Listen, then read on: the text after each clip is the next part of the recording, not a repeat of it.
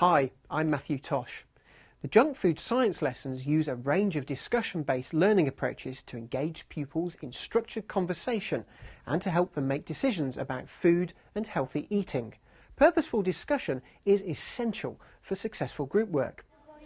The teachers you're about to see have created learning environments which encourage pupils to communicate effectively, learn from each other and try out new ideas. You'll see that the teachers achieve this by establishing ground rules, promoting good listening skills and using discussion agendas. Note how the teachers scale up the discussion, starting the pupils in pairs, followed by small groups and then finally the whole class. To facilitate a good discussion, obviously you've got to lead it somehow, but I think getting the children to talk, maybe we use like talk partners to talk with the person beside them first, then bring it back to a larger group where they can go off and discuss, and then bring it back to full class discussion. Talk partners is a great way of starting off a discussion, then bringing it back as a whole class and discussing some of the points, and then other children can say, well, yeah, I thought that, or I didn't think about that. So it just gives everyone a chance to reflect upon what they've said and to listen what other children have got to say too.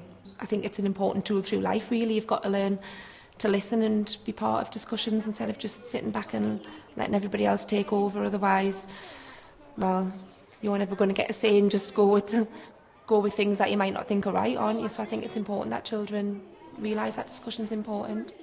I think it's really important to give all children the opportunity to get their point across. I don't necessarily think that is through pointing at a child and asking them to say what they think, but I think working in a mixed group gives everybody the chance.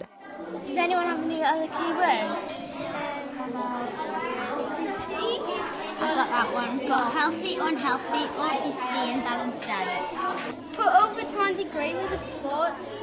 I think when you set them off going in their groups to talk about things, just to stop them and to remind them of all the things we must do when we are doing discussions, to listen to one another, to make sure everybody's had an opportunity to talk. And I think as well, getting to record it down and sometimes putting their initials beside it so they know what they've said, and then bringing it together as a whole group, making sure that everyone has been included, is important within discussion. The children know that listening is the most important part of what's going on in the classroom. If they don't listen, then they don't find out what's happening, and also if they're not willing to listen to other children, then they might not listen to them.